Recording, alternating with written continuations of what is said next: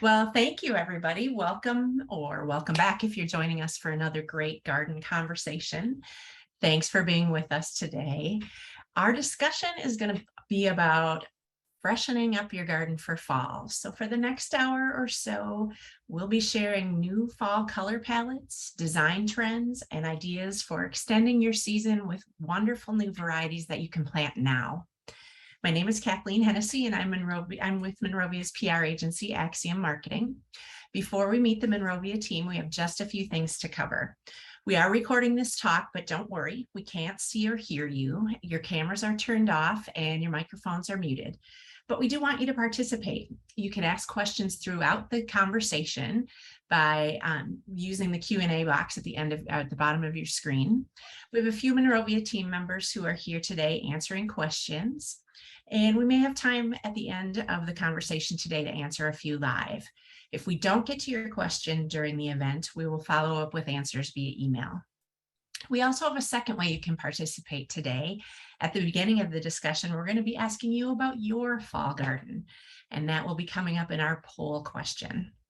If you miss anything during the talk today, we will be sending you a link to this conversation in your email. And the webinar will be posted on Monrovia's YouTube channel. You'll find lots of great videos and discussions on other topics on that channel as well. So those are the technical details. Let's get to know our Monrovia experts. I'm happy to introduce you to Katie Tamony. Katie's official title is Chief Marketing Officer, but she's really Monrovia's Chief Storyteller and Trend Spotter. Katie is the former editor of Sunset Magazine and a longtime avid gardener, cultivating a beautiful garden space in California. As we are going through today's discussion, I asked Katie and Georgia what is their must-have plant for fall, and Katie's is Golden Sword Yucca. Tell us why you picked that variety, Katie. Actually, it's Bright Star Yucca. I love the way it looks in a container. It just really catches the light so beautifully, provides just such eye-catching impact right away. So I'm just a huge fan. Excellent. I can't believe we got the variety wrong. That's okay. We grow a lot of different types of yucca. All are beautiful, but I'm pretty attached to that one. Great. I'd also like you to meet Georgia Clay. Georgia is the new plants manager at Monrovia, and she works with breeders and plant finders around the world to bring new plants to market. Part of her job includes trialing and testing plant varieties. These plants are tested for several years before they're available for us to purchase at a garden center. Georgia's must-have fall plant is sedum, and there are so many options there, right, Georgia? Yeah, that's part of the reason why I love them. There are so many colors to choose from. And what I really love is that most of them are blooming in the fall, which is really wonderful. You don't have a lot of those late season blooming options, and that's one. Great for me, also great for those late season pollinators, which is wonderful. Exactly. So again, thank you to everybody for joining us today. Katie, I will hand it off to you. Great. Thanks, Kathleen. Thanks, everybody, for joining us. Well, it's been a while since we were together, and we've all had busy summers, and now we're focused on the fall garden. So let's get to that poll that Kathleen was talking about, and hopefully start having you think a little bit about color and what you'd like to see in your garden this fall that might be different and special. First, we have combo A, which is chocolate brown and light yellow. Option B is raspberry with a little silver or gray, perhaps. And option C kind of speaks to this feeling of a lakeside cozy cabin with the green-blue foliage and sort of a burnt orange butterscotch color. So which combo would you like to see in your garden this fall? What are you most attracted to? And Kathleen will let me know. Yes, exactly. It is really, really close with everybody kind of neck and neck with everything. Right now, option C is edging things out, but just a little bit by, like 40% are saying C, 36% are saying B, and A's at 24. So everybody's got a good mix of what they love. Well, you know, all of these options play a little bit with dark and light, and we're going to talk more about how wonderful that is in the fall as we go forward. So thanks everybody for participating. So fall, what does it make us think of? Golden light, grasses, certainly. If you live in warmer climates, there's still plenty of time for outdoor entertaining and ways to make your guests feel great visiting in your backyard. In colder climates, you're also thinking about how to use these next 5 to 6 weeks to get trees and shrubs that will become the anchor components of your garden for spring, how to get them going. So we're also going to talk about that. But as a first step, let's talk about those color palettes, because I think as we go into garden centers this fall, if you're like me, you go in and you can be a little bit overwhelmed with choice.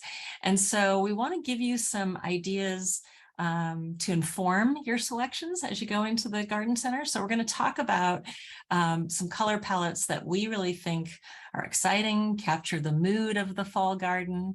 So let's start with that dark brown and light yellow combo I was talking about.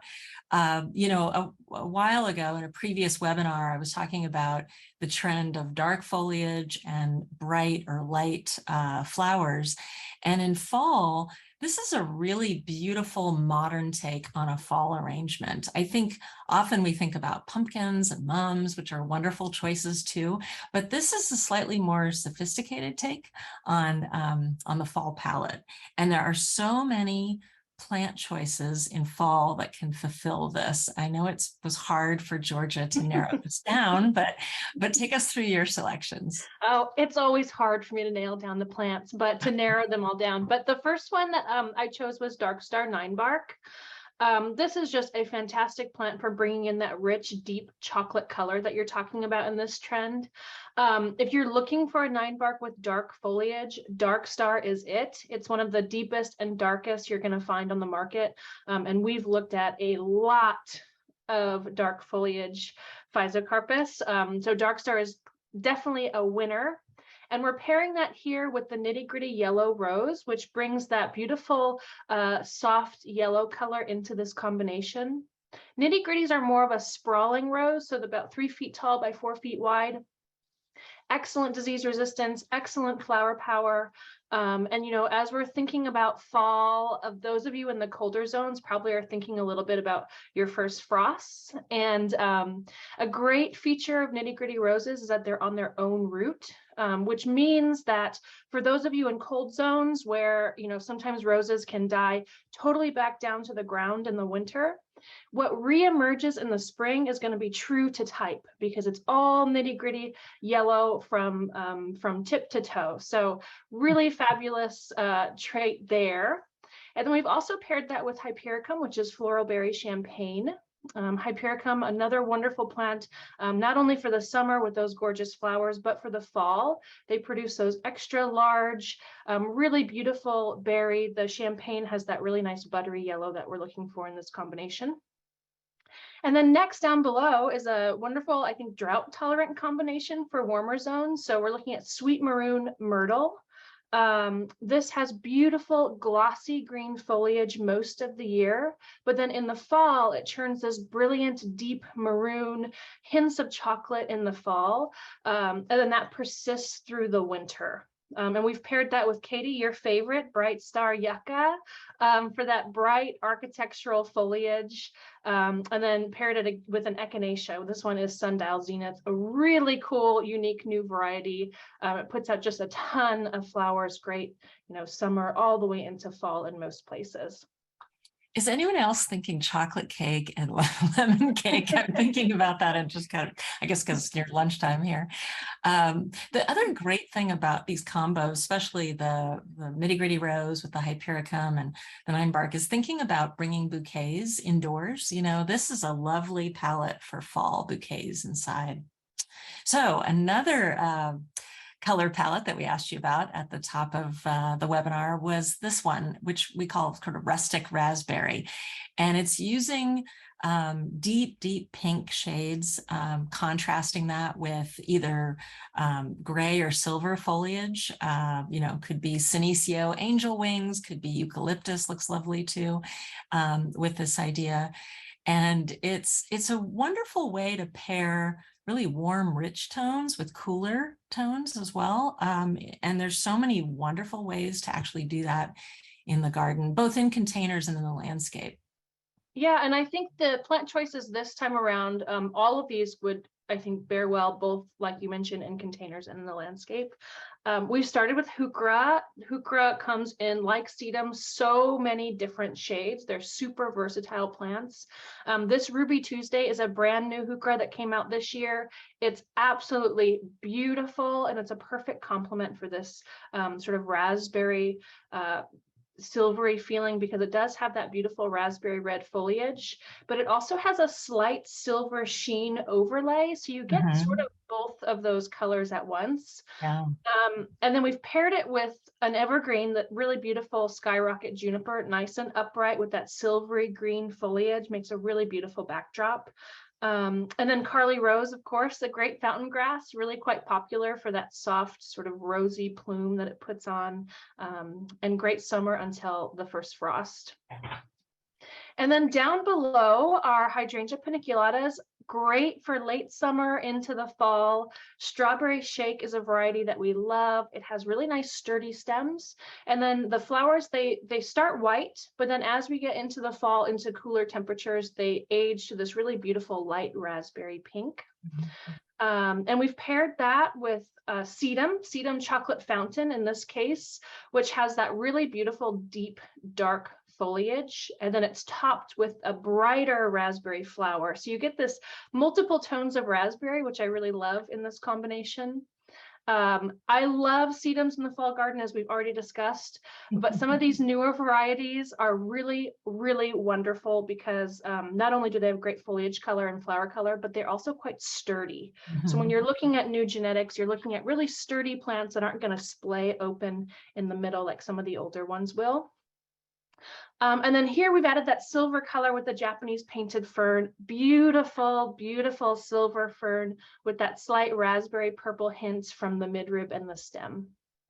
Yeah, and I love that that lower combination too, because in shadier areas in the fall garden, this can look really magical.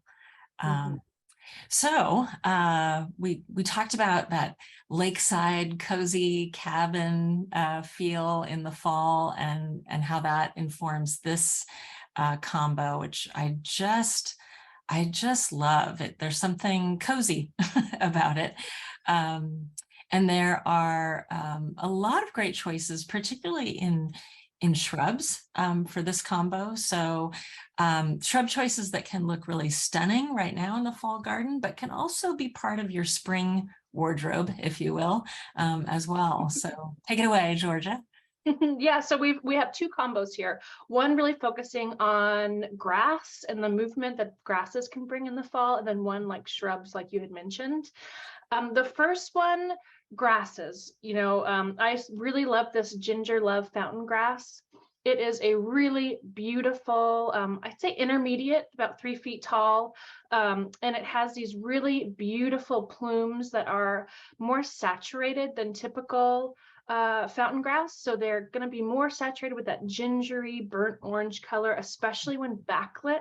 Think in the morning or the evening. Really looks beautiful in fall. Yeah. Beautiful fall plant. And then you're pairing that sort of gingery plume with another heuchera. This is Siren Song Orange Delight. It has that beautiful butterscotch color. The new growth is really vivid, bright butterscotch, and then it fades to more of that burnt orange, really nice two-tone effect. And then we're adding a bit of that cool modern look with the Elijah Blue fescue to sort of refresh this traditional fall palette. And then the next combo is really about shrubs. that starts with Fire Chief Thuya. Fire Chief is a wonderful Thuya. It's a globe shaped, and it's going to stay nice and compact, so about 4 feet tall by 4 feet wide. And it's going to take quite a while for it to get that big. So really beautiful in the garden. It looks amazing in the fall because it does turn that bright golden butterscotch red. And then next to that is another wonderful fall plant, Butterscotch Baby Spirea. This is only going to be about 1.5 feet tall and 1.5 feet wide, so really quite compact and unique for a spirea. And it puts on the most vibrant, beautiful butterscotch color in the spring and in the fall, so you get that punch of color multiple times in a season. Absolutely beautiful spirea, totally unique for the marketplace. And then we've paired that with Jean Genie Colorado Blue Spruce. This was a selection that was made at our Oregon nursery out of our crop of straight Colorado Blue Spruce. We noticed that it had brighter blue foliage and that it held that blue foliage well throughout the year. So a really nice selection of Colorado Blue Spruce there. And I love that you can just tuck that little spirea in as a kind of bridge plant in lots of places in your garden. So I'm in love with that cute little spirea. Okay, so another palette that you could call this a classic really for fall. We call it the Modern Neutral palette for fall, brown and white and light green. You really can't go wrong, goes well with any kind of classic architecture. So, whatever your house might, your front facade might look like, I think this is a great choice for container plantings. On the front porch, as you can see, it goes really well with white pumpkins too. And I think there's a lot of ways to use this, not just in containers, but to think about this palette in other parts of the garden. It's very soothing. It's very calming, which is nice for fall too. Yeah, definitely. And one plant that I really love, and I think this first combination up top would be a great container combination if you wanted to. Purple fountain grass is a beautiful grass for warm climates, or also an annual and cooler ones. This is a nice plant because it does have that brown purple color to it, but it's also sterile, so it's not going to reseed into the landscape, which I know can be an issue for some with grasses. So we really like pairing that brown and purple tone with the Sun Villa white Mandevilla. That gives us a little bit of height, a little bit of contrast. The Sun Villa series as a whole has a ton of flower power, and then that crisp, clean white flower. And then of course that yellow throat really pairs well with the chartreuse foliage of a ground cover. Here we have Angelina Stonecrop, but Creeping Jenny, anything like that would look really beautiful in this combination. And then down below is Black Negligee Snakeroot. This is one of our favorites in a shaded border garden. It has that beautiful deep chocolate brown foliage. And then in the fall, it's going to flower with that large fragrant white flower. Really love the idea of pairing this with something like a Pieris, which has that evergreen foliage, really glossy, deep green, and then it does flower white in the winter. And in the winter, there's not a lot of things that are going to flower, so that's why I really love Pieris. This, and also Enchanted Forest has shown great resistance to lace bugs, which can be a huge problem in Pieris. So I really love the Enchanted Forest collection in general because of that resistance there. And then we're bringing in that chartreuse color with Spicy Lime Heucherella. It has that beautiful chartreuse with dark plum veining that I think sort of ties really perfectly with the other plants in that browns and whites. Heucherella is different than Heuchera in that it's a cross between Heuchera and Tiarella. And what that really gives us is a nice rust and disease resistance. So if you battle with disease and rust, you might want to try a Heucherella. No, I didn't know that it's got really great rust resistance. I think that the combination on the bottom of the slide, you know, thinking about how to make those shady parts of your garden magical in fall, I really like this trio for a solution for that, especially that heucherella is a nice surprise. Mhm. And lastly, in terms of color palettes, we call this one In Love with Fall. So it's really about using baby pink and then bright orange accents. With light green, could use lime green or a softer green shade.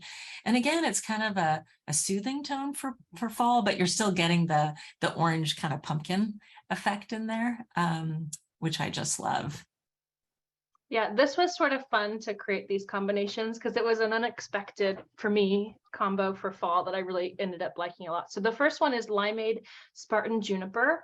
It has that vibrant lemony lime green foliage.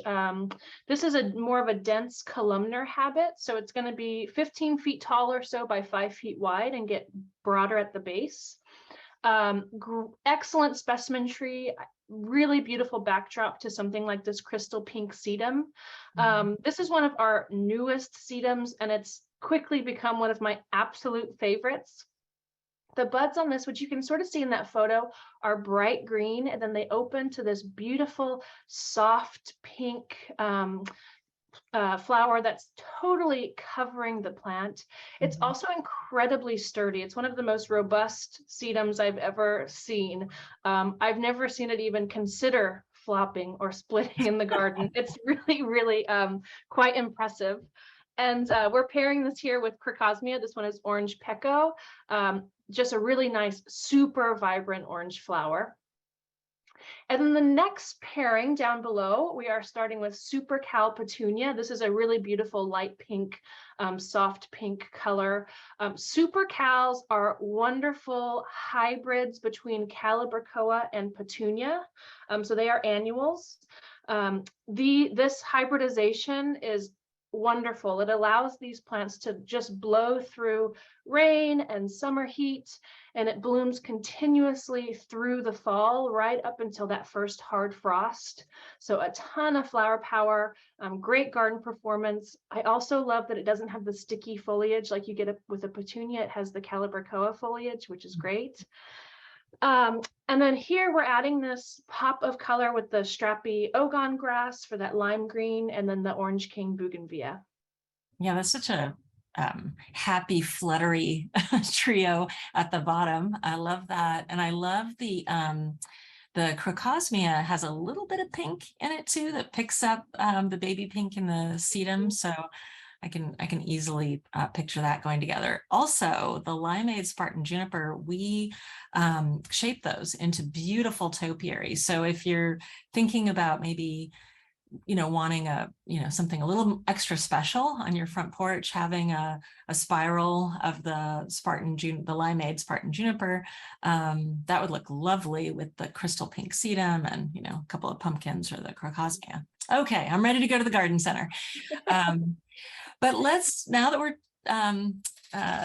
we've covered our sort of quick fall color palette ideas, let's talk about some overall design trends, Georgia, that I think don't just exist for fall, but really we've been watching these trends for a while, and we want to talk about how to utilize them in the fall, but also how they really set you up for spring. So the first trend is the garden of abundance idea that we've been noticing, covering for a while.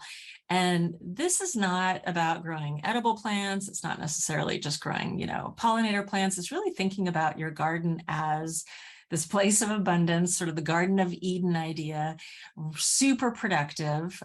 Fall is a great time too to get your soil in better shape, both for now and for next spring. So, composting, adding amendments, adding another layer of mulch if you're, getting, to the point that, you need to do that. But it's also a great time to add beautiful fruit trees, that are part of this landscape, and some shrubs too that birds and pollinators may be, counting on. So that garden of abundance idea isn't just about spring and harvest, then it's also something that you can carry with you throughout the year. Yeah, there's a lot of great plant choices for Garden of Abundance. The first two you'll see are fruit trees that I've picked out because they're wonderful fruit trees for fall harvesting. So if you're still, it's not always like you mentioned, Katie, spring and summer berries and plethora of harvest, but there are some really great options for the fall. Fuyu persimmon is one. Fuyu is a great choice for fresh eating. There are two types of persimmons mainly. There's the non-astringent and the astringent types. Fuyu is non-astringent, which means it can be eaten in varying degrees of ripeness, which is really great. So when it's still firm, you don't have to worry. It's going to have that really beautiful sweet flavor. And I love that it's pumpkin orange. I think it's so fitting for fall. And then Honeycrisp apples, of course, produce large, exceptional, crisp, delicious apples in the fall. Herbs are also great here for this Garden of Abundance. The ARP rosemary, this is an evergreen, easily forms a nice upright hedge. That's how I have it in my personal garden. I have a hedge of this ARP rosemary. Great for cooking. ARP is also a bit more cold hardy. So this is hardy to zone 6, whereas I believe a lot of rosemaries are only zone 7. So that's really nice. And then, of course, abundance, like you mentioned, not just about edibles, but also about habitat, welcoming life into the garden. And so really love brilliant red chokeberry. Not only as this picture shows, does it have fantastic bright red fall foliage that is gorgeous, but it also produces a lot of berries that are wonderful for birds. So birds really enjoy the berries. They're not great for eating, but they are great for jams or jellies. So whether you give them all to the birds or you save some for yourself for some toast, that's great too. And then over dam feather reedgrass. Grasses can be another wonderful bird feeder in the garden. So if you think about your plant choices as ever-growing bird feeder, that's really quite nice. So the seeds on this are very desirable to the birds. They're also sterile, so they don't produce those weedy seedlings. Again, another great feature about this reed grass. And then, of course, that rich golden color also makes it highly ornamental in the fall landscape. And then echinacea, tons and tons of choices in echinacea. They are great pollen and nectar sources when in flower. And they also make great winter nesting habitat for native bees, solitary bees who use those hollow stems as habitat for the winter. Really love Prima Ginger, especially in the fall, because it has that gorgeous bright orange flower, super floriferous variety and nice and sturdy as well in the garden. I like too, Georgia, how you've talked about, just thinking about not just when the plant is blooming, like the echinacea, but letting your plants even, at the end of the season, just kind of be, because they do provide habitat and food sources for birds. So another trend that we've talked a lot about that continues to be, I think, a great way to frame your garden for not just fall, but for the future, is architectural simplicity, and a way to create a stylish outdoor room without a lot of complicated design thinking. So really, it's about relying on fewer plant choices and repeating them, using repetition to create a feeling of elegance and that simplicity. If you are going to introduce color or flowering blooms, keeping it to the blues and the whites help reduce the amount of choices thinking that you have to make, and also kind of ensures that your garden is going to look good, even with very little effort. So those are some of the things to keep in mind with this trend. When it comes to fall, there are some plants that you can add into the fall garden. I'm looking at the Mugdenia there, that make it feel a little bit more, in keeping with the fall season, but still have that simplicity to it. Yeah, so the Mugdenia here is gorgeous with those red tips on the edge that just gives you that hint of fall. Large leaf foliage would look beautiful massed in between something like this candy apple hydrangea. Again, hydrangea paniculata is wonderful for flowers for the summer and into the fall. These are going to start green and then go to white. So it's a really nice neutral color palette, sort of classic. And then I really love that classic white flower paired with something like a boxwood, another classic plant, especially for this architectural simplicity trend that we've been talking about. Super easy to shear and to shape. So if you wanted to shape something into a nice globe or into another shape, boxwood's perfect for that idea. Winter gem is slightly more hardy as well, so zone 5. That's why I really like winter gem. Mm-hmm. And like red leaf magdinia, just a gorgeous plant, like I said, just to kind of plant in and around all these things. Yeah, and these would make 3 great plants to edge an outdoor seating area, but also, you know, in your front foundation landscaping, this could be quite beautiful. Upscale relaxation. So we're all back from summer vacation. We're getting into a hectic fall season, and we know that you know, half of us at least, half of the gardeners we surveyed say that the main reason they garden is to relax and to create a place outdoors where they can recharge, you know, forget about the outside world, think positive. And some of the plants and design ideas that, you know, enable you to do that are using plants that catch the breeze, such as grasses, using broadleafed plants that make you think about the tropical, you know, a tropical climate, or make you think about being on vacation. Just have that sort of feeling in the garden, and there are so many ways to keep that going in fall, past summer, past the, you know, maybe the traditional sort of hibiscus season, or, you know, other ways that you might bring that vacation feeling in the backyard. I think heuchera, again, because it comes in so many color choices and soothing colors too, can help you do that. And I noticed that it's in your combos here. It is, yeah. The ever useful heuchera. Mm-hmm. So getting that tropical feeling, like you mentioned, Katie, there are really a lot of great options for the fall. So one being Bird of Paradise. This is a fall blooming tropical. It really does a good job of adding that like relaxing tropical feeling in those beautiful shades of that transition really nicely into fall. I think they really pair well with colorful foliage like this Triostar Stramanthe, or foxtail fern with foliage that adds just a ton of texture to the garden. What I really love about this top combination is that it would also work really well in containers. So if you're not hardy in these areas, you know, putting plants like these in containers allows us to be able to overwinter these plants indoors. So all 3 of these would do really well indoors throughout the winter as houseplants as well, which I really love.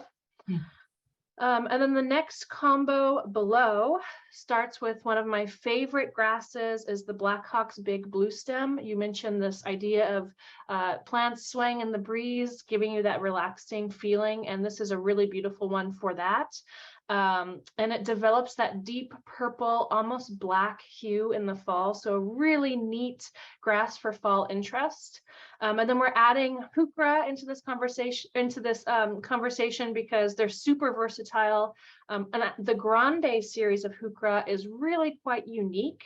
It has that extra large, super lush foliage in that brilliant purple color, which I think plays really nicely with the Black Hawks. You know, but many heuchera are going to stay nice and small in the garden. And Grande is going to get close to 2 feet at maturity. So it's almost like a small shrub in a way. You could think of it that way, which I think is really quite unique. And then we've paired it with a fern. So in this case, we've done Jurassic T-Rex, which is a Dryopteris, a wood fern type, to just add that texture in with a hardier selection. Yeah, I love both of these combo ideas for the different reasons that you said. And I can easily see, you know, all of these choices, frankly, could also just be an accent point in a container by itself. Like you mentioned, that grande amethyst heuchera is so gorgeous and large and lovely, and we grow it at a big size that I can picture that in a, a black container, a charcoal gray container, just really being stunning. Mm-hmm. So another trend that we've been looking at for a while, and this is something, we're sort of talking about, it's not necessarily a new idea, it's growing. And so now we're really talking about it, is what we're calling the new Victorian. So this is maybe a riff on cottage style that it's still casual feeling like your cottage style, and it's got that rambling component to it, but it doesn't use as many annuals, and it doesn't, it relies more on shrubs and perennials, and it doesn't use such variety in color choices. So think of it as green and white are your main colors, and then maybe you're going to add in purple or pink, but you're not going to have it be a riot of color. So it's a little more proper cottage, I guess, in that aspect, and it's a little easier to manage from a design standpoint. If you're, and you don't have to live in a Victorian house for this to really be a garden design style that you embrace. But I think it does lend itself to, if your house is a more historic looking house, it really plays well with that look.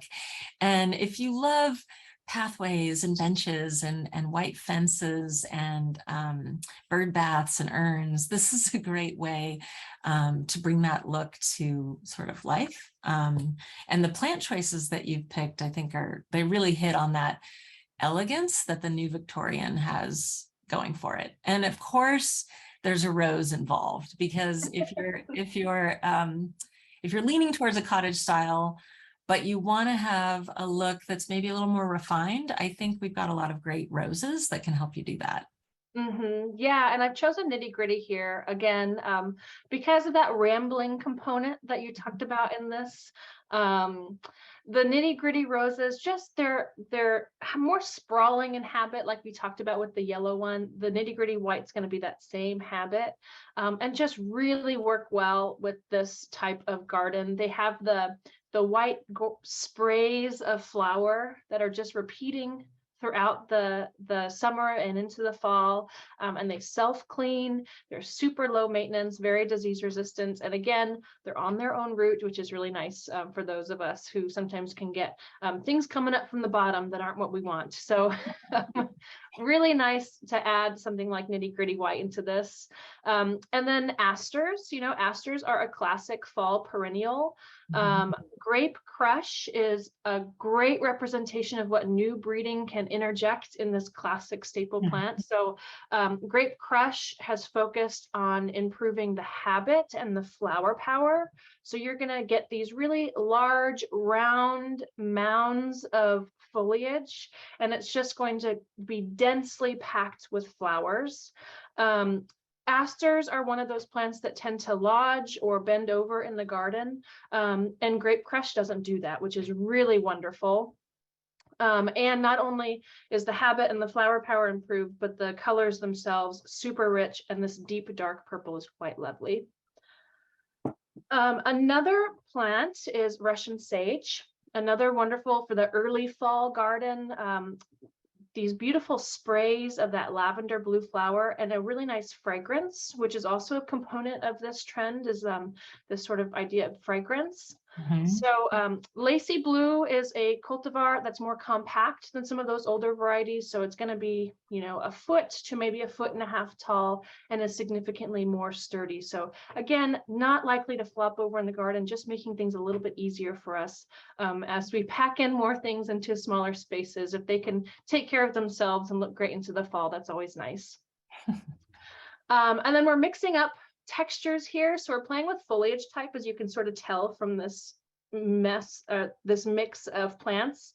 So liriope is that nice strappy grass-like foliage. It's evergreen, which is lovely. And in the fall, it does have those deep purple flower spikes. And then next to that is a pittosporum. It's called creme de mint, really beautiful. We're talking about greens and whites in this garden. I think that this is a really lovely sort of understated companion plant that can pull a lot of things together. Mhm. This is nice and small, so 2 feet tall and wide or so. Really nice minty green foliage with that white edge. And then lastly is Little Ragu Sweet Bay. Another one with a really nice aromatic foliage, super easy care. I think Little Ragu is great for containers. It's Mhm. also really great to use as a shrub or even a small tree. So however you want to use this, it's really quite versatile. Another wonderful evergreen with almost reddish stems. So you just get that little pop of something a little extra with the stem color. And this is a sweet bay, so it's great for cooking also.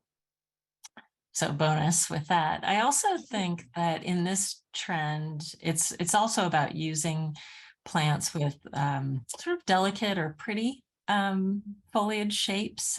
So, not the broad-leafed plants we were looking at with the relaxation trend. This is more, well, yeah, pretty, I guess, pretty leaves is how I would describe it.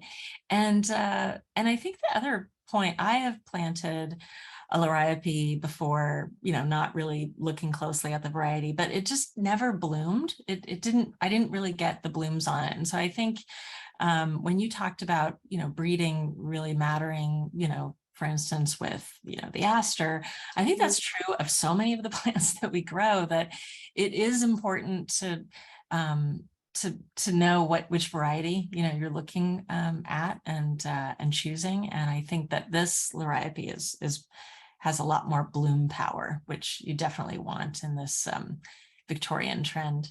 So another key trend that we're following that's very different from the new Victorian is what I guess I'd call it Scandinavian minimalism.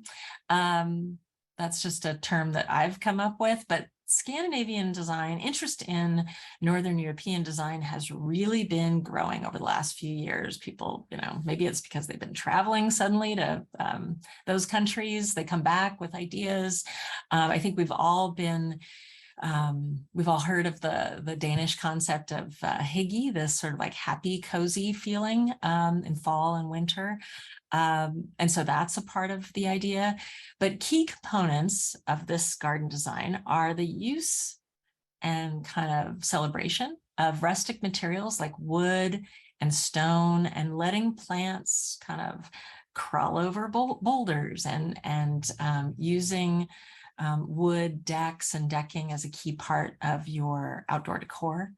Also using black and white for contrast. So it could mean using black or really dark containers, or white, for contrast. And then in thinking about the plants that go with this look, it's thinking about plants that have kind of a dreamy aspect to them. So plants where the blooms are at the top of the stem, or, plants, conifers that, like I said, can do that sort of crawling over a stone, embracing stone. I think that that's part of the look as well. It's also about using, maybe one kind of plant, massing one plant in a planter, letting that be for that minimalist kind of look. So take us through your plant choices with this one, Georgia. Yeah, so this one was sort of fun and I think different. It's really about how you design. And I think that there's some really beautiful plants. You mentioned that crawl and sort of creep. And so I've chosen 2 here, one being Huntington carpet rosemary. This is, of course, aromatic and edible, but it looks so beautiful when cascading over walls, or you mentioned out of planter boxes, maybe out of rustic materials, things like that. Really quite beautiful. And then you can also get that with conifers. So I think that conifers also give you that Nordic feeling that you're sort of describing with this trend. And burly blue juniper, a creeping juniper, again, going to look really beautiful as a ground cover, or maybe in a container and allowing to spill over walls. That's a really gorgeous selection. Burly blue is really great at holding its color. So it has that sort of bluish foliage and it holds that color really well throughout the season. And then I've also chosen Moonlight Chinese Fairy Bells, or Disporum. I really think that this is quite a cool modern plant. It has these sort of arching stems that give it that, you mentioned, dreamy look. And I think that the stems on this, the way that they sort of gracefully arch themselves, really lends itself to that dreamy feel. And that silvery white variegation, I think, would be really great for that black and white contrast as well. And then down below, I was thinking more, I was inspired by your dreamy aspects, top of the stem flowers. So I went with Red Cloud Miscanthus. Really gorgeous reddish gold flower plumes on this grass, and tons of them. This is only going to be about 3.5 feet tall, so on the smaller end for Miscanthus, which is really great and beautiful in mass, beautiful in container, and it just really does move in the wind with those flowers. And then Calamint is in the middle here. These are really beautiful mounding plants. They have these quite small white flowers, and they cover the plant. They bloom really well into fall, and they just give that really airy feeling in the garden. I think it's quite whimsical. Mm-hmm. And then something like Joe Pieweed. This is a dwarf variety. It's another fall blooming perennial, great for vertical interest. I think that they would look beautiful when paired with even that Red Cloud Miscanthus or other fall flowering perennials. And again, just has those flowers that are geared towards the top and just sort of dreamy, especially when planted in mass. Yeah, I think that this this whole trend, it's very soothing. Again, we're looking for ways to relax when we even look at our garden and think about the ways that plants interact with the materials that we've chosen too. That's a key part of this. And all these plants would look lovely in so many different kinds of containers and against different backdrops. So we've given people a lot to think about in terms of design trends, color palettes.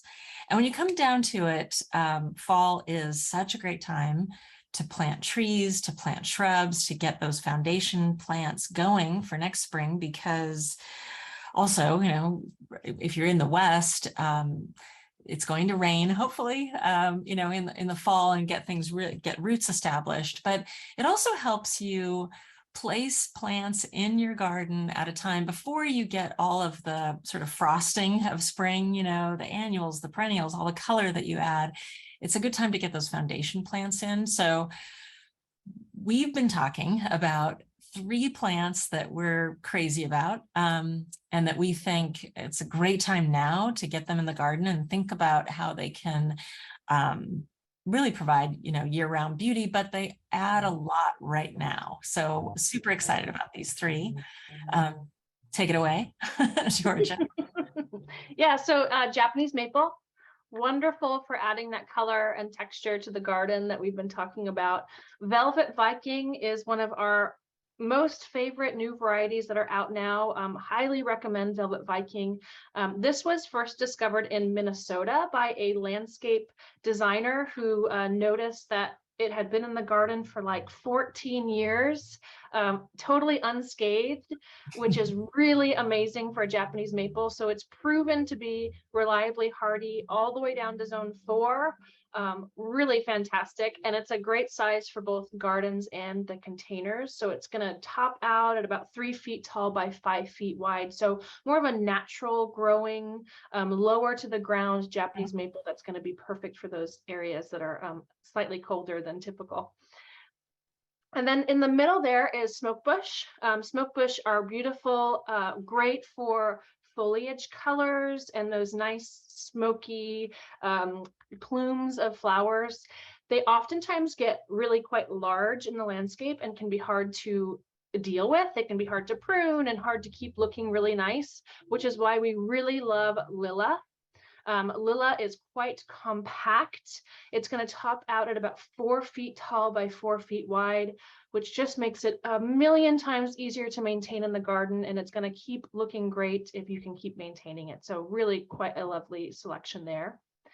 And then Golden Duchess, which is an Eastern hemlock. This is just a beautiful statement plant. We talk about these show-stopping statement plants for the garden, and I think Golden Duchess is just a perfect pairing for that. Beautiful golden yellow foliage. I think it's a great backdrop plant for perennials and other color as in the spring and in the summer. But it really is the star in the fall and the winter garden. And now's a great time to plant things like this. They do really love that. And this is going to be another smaller one, so 3 to 4 feet tall by 3 to 5 feet wide or so in the garden. I know sometimes we've talked about zone envy, and I'm in California, so I can, grow a lot of really interesting plants, but this is one where I have a lot of zone envy and wish that I could have this in my garden. It's just beautiful. Like you said, it's so stunning. It pairs well with others, too, but it can look so striking on its own.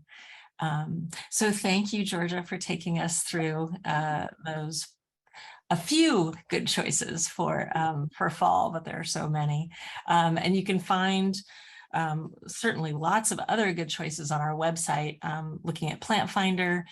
Go to Plant Finder, and if you're looking for fall flowering plants, that's a great way to search, because you can put in your zone and find plants that are suited for where you live. Kathleen, back to you. That is actually a great transition. That's one of the questions that came up. So many great ideas from you guys. I know my list is very long for the garden center, but before we get to questions, I just want to remind everybody that we will be posting this webinar on Monrovia's YouTube channel, and all attendees will receive a link via email to access the recording of today. And there's been lots of questions. The team has done such a great job of answering everyone's questions, but if you have more questions about sizes or how wide a plant gets, or if it fits your zone, we will be sending a link to you as well that has all of the plants that were talked about today, so you'll get some more information. But one of the things that we had, Katie, were questions on grasses and how everyone can get more information from that on monrovia.com, so they can be sure they're picking the right one for their zone. Yeah, we actually, on our blog, so if you go to Be Inspired, that's a great way to find not just good grass selections right now, but ways to use them, ways to design with them. So you could also just go to the search bar on monrovia.com, type in grasses, you're going to see a lot of selections. And if you've put in your zip code, it'll be, we'll only show you grasses that will grow in your zone as well. But I'd say check out the Be Inspired blog too, because we've got an updated grass story on there for you. That's hot off the press, so to speak. Great extra information, which is wonderful. Georgia, we had a question on the Sun Villa, and the question was, does it grow like a vine? It does, yeah. So that one's going to vine. It's not, there are some vines and some mandevilla that are really quite aggressive and grow really fast. I would say the Sun Villa vines, but it's not really aggressive. So it's going to sort of creep slowly if you plant it in the spring. And then by the end of the summer, it's going to have climbed up your whatever probably you were trying to get it to climb. So yes, short answer, yes. Excellent. So now I have a potential stumper question, but I think it's a good one that you'll be able to get it. So probably for both of you, a couple of questions on fall pollinator plant suggestions. And I'll give you a second to think. I'm in Minnesota, and one of the things that I do is I leave all of the seed heads and the flowers on my echinacea through the entire winter. It gives them a little place to perch, the birds, and through the winter long. So any suggestions from you guys on fall pollinator or habitat plants? Yeah, I think that's a great one, Kathleen, and one that I do too in my own garden. I mentioned sedum. I'll just mention it again. Really great fall plant for nectar for those late season. I also really love Caryopteris. So if you haven't, Caryopteris is a great shrub. It's late summer into fall blooming. A really wonderful pollinator plant. I know mine in my garden are blooming now, and it's just a super huge attractant for all the pollinators in the neighborhood. And I would say my salvias keep going and going and going. I'm in California, so so I let them go and go and go. And I've also got Walker's catmint that's just kind of cascading right now, and I let that go as long as possible. So there's a few things. I'm glad that you too brought up roses throughout the presentation, because I think my roses are great for pollinators, and they really keep performing quite late into the season. Mhm. Excellent. Well, we're getting close to the top of the hour here, so that's really all we have time for today. Be sure to check out the Monrovia YouTube channel and visit the website for more inspiration and just all sorts of information for you for your fall garden. Thank you for joining us today. Thank you, Georgia. Thank you, Katie. Thank you. And Thank you. happy fall, everyone. Just I'd say enjoy the next 5 to 6 weeks, especially. Get out there, get planting, and we hope that you'll turn to monrovia.com as a resource. All right. Bye, everyone. Okay. Bye. Thank you. Bye.